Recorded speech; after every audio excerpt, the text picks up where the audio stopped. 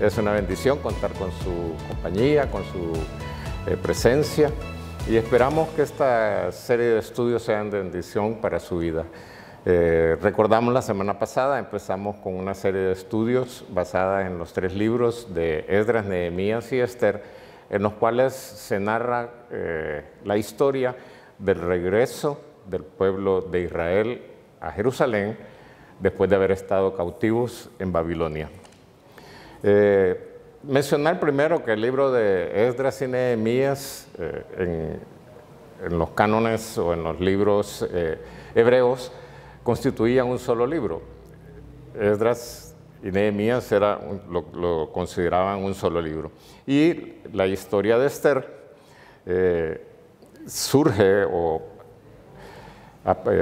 narra hechos que existieron en medio de este tiempo entre estos 2 libros.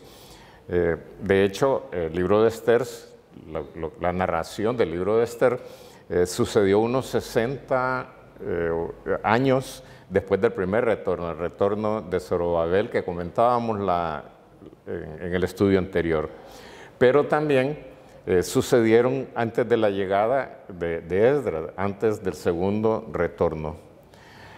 Vamos a ver algunos temas o puntos cruciales en el libro de Esdras. El primero de ellos es que tenemos que considerar y tenemos que entender que Dios fue quien despertó en el rey Ciro y en su pueblo el volver a Jerusalén y a la vez reedificar el templo. Esdras nos da entonces un contexto de este estudio que vamos a desarrollar este día.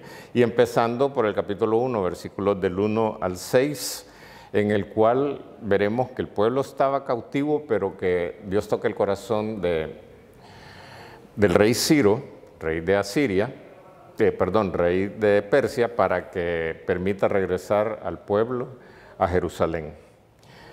Veamos entonces puntualmente algunas partes de los versículos del 1 al 6 del capítulo 1 de Esdras. En el primer versículo dice que Jehová despertó el espíritu del rey de Persia para que se cumpliese la palabra de Jehová por boca de Jeremías. Entonces es importante notar que el inicio del libro tiene un enfoque acerca de la fidelidad de Dios a sus promesas. ¿Cuál era la profecía o cuál era la palabra que había salido por boca de Jeremías? Que el pueblo iba a ser cautivo por 70 años. Y tal como había sido profetizado, como Dios le había dado esa palabra a Jeremías, 70 años después nos encontramos en este punto, en el momento en que Dios mueve el corazón de Ciro, y Dios toca el corazón de Ciro, rey de Persia, para permitir que empiecen a regresar a su casa. En el versículo 2 también podemos encontrar que no solo tocó el corazón del rey de Persia, de Ciro, para que permitiera regresar al pueblo a su tierra, sino que también el rey Ciro obedeció al Señor para que permitiera reedificar el templo. Podemos encontrar en ese versículo que dice que Jehová, el Dios de los cielos, me ha dado todos los reinos de la tierra y me ha mandado que le edifique casa en Jerusalén, que está en Judá. El corazón de los reyes de Persia, vale la pena aclarar, era diferente al corazón, era opuesto al corazón de los reyes de Asiria y los reyes de Babilonia.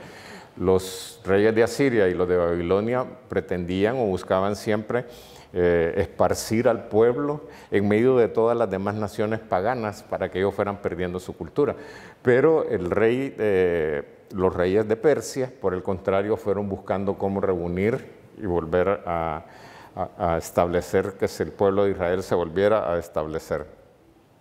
En los versículos del 3 al 6, el rey Ciro pregonó que el pueblo podía volver de Jerusalén, que está en Judá, y que edificaran la casa de Dios en Israel, o el Dios de Israel.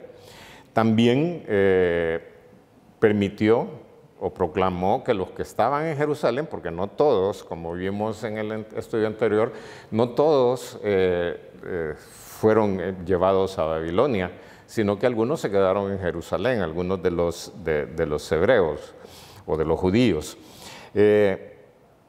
Pero también pidió que entonces los que se habían quedado ahí, que proveyeran plata, oro, bienes y ganados, ofrendas voluntarias para que se ayudaran a restituir la casa de Dios.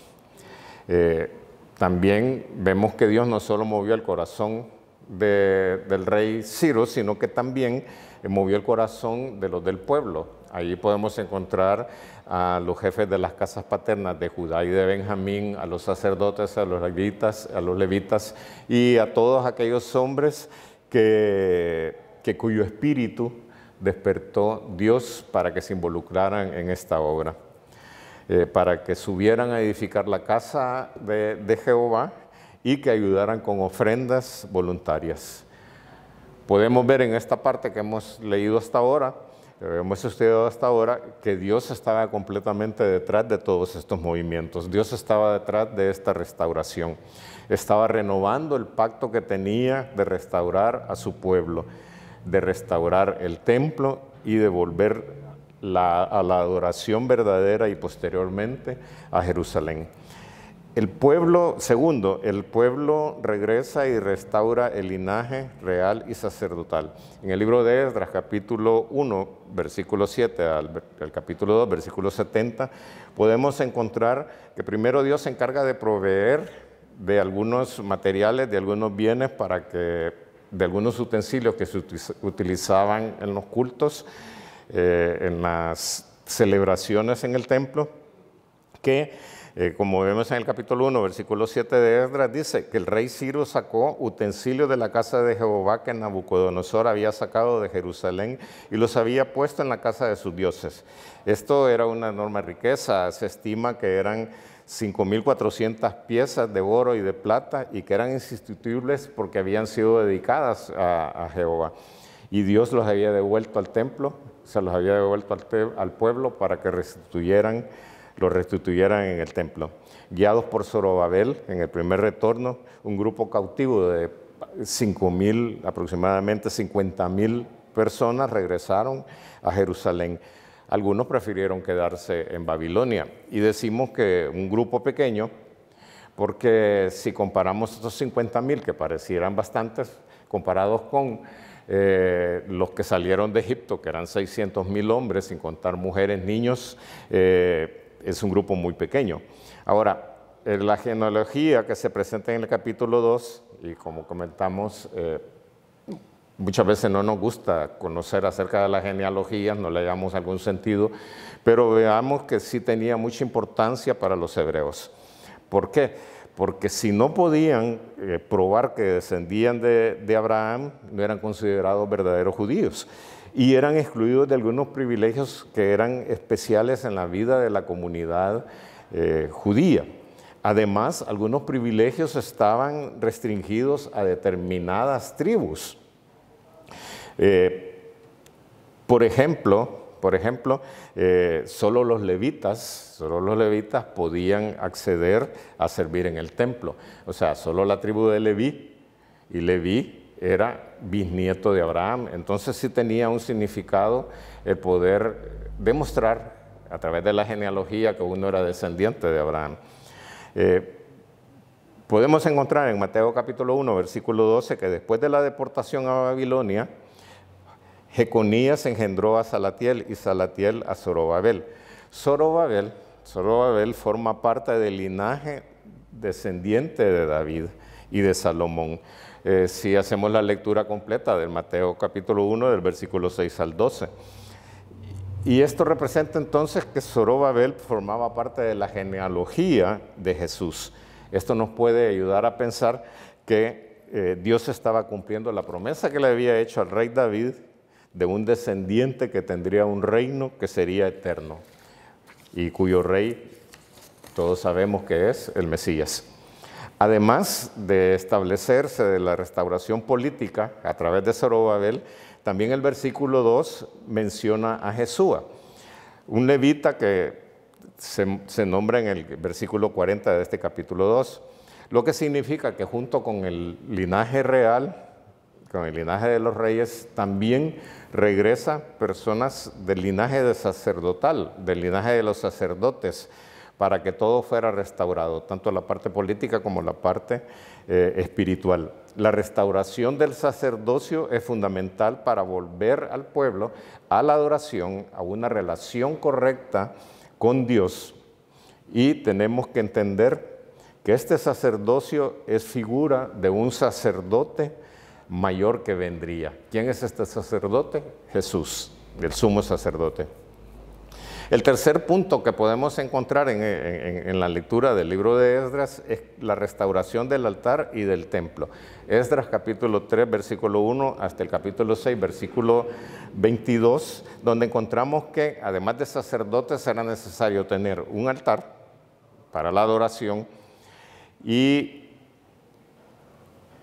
otros insumos que eran necesarios para poder adorar al Señor. No solo se necesitaba sacerdotes, sino que se necesitaba un altar. Y los judíos entonces que habían regresado, lo primero que hicieron fue eso, levantar un altar para poder tener a través de este símbolo la presencia y la protección de Dios. Además, mostraba su propósito y compromiso como nación de servir únicamente a Dios. Zorobabel ofreció holocaustos, tal como lo indicaba la ley de Moisés, y estos holocaustos eran presentados para que, como una señal de que ellos querían vivir conforme a lo que Dios había enseñado, como Dios había ordenado en el tiempo que se escribió Levíticos.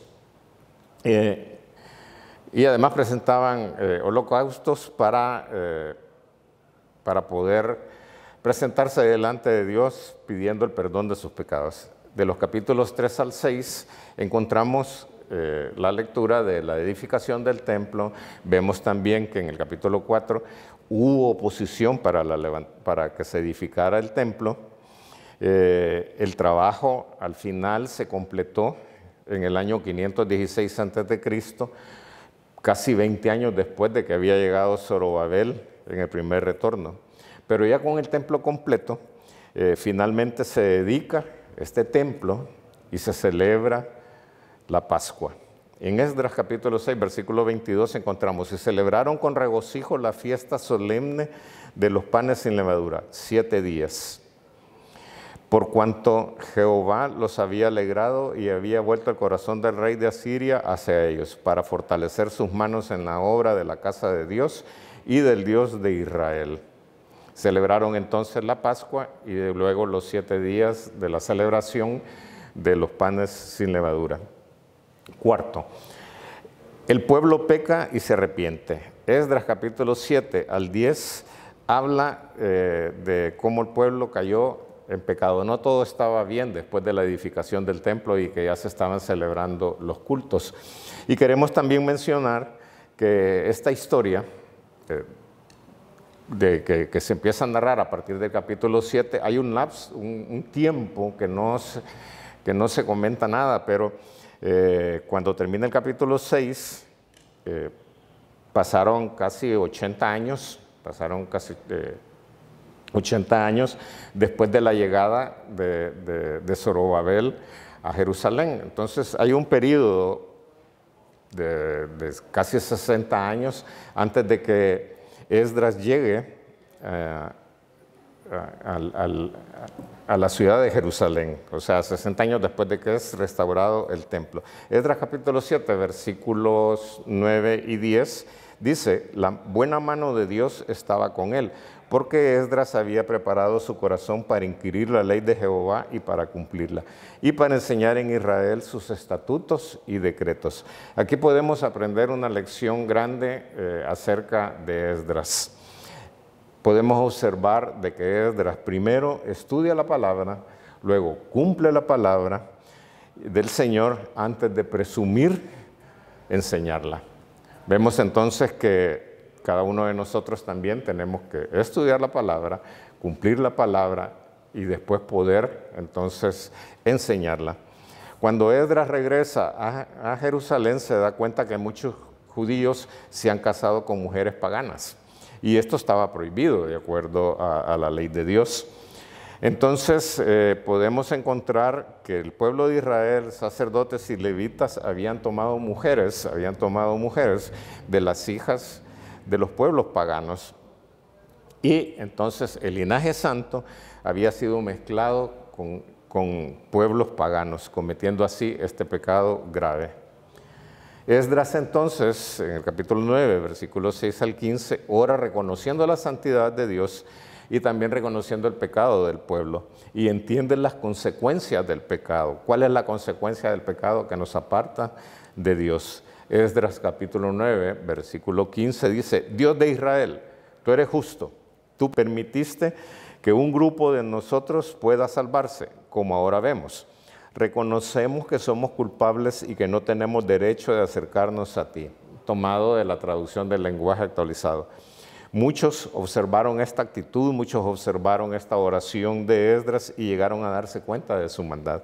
En el capítulo 10 podemos encontrar que el pueblo se arrepiente y más que un simple reconocimiento de su pecado o de sentirse mal, deciden deshacerse de su pecado. ¿Y cómo lo hacen?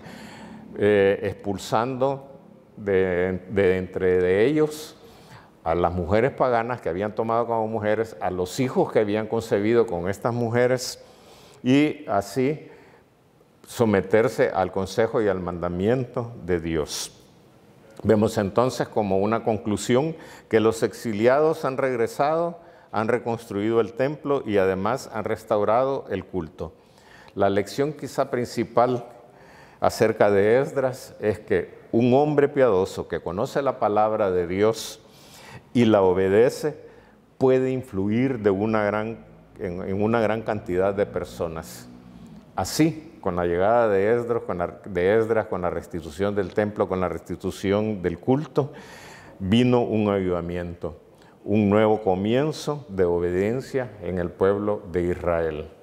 Damos así terminado este breve estudio del libro de Esdras y la siguiente semana seguiremos con el libro de Nehemías. Esperamos contar con su compañía nuevamente y poder juntos estudiar el libro de Nehemías. Gracias por acompañarnos y que el Señor les bendiga.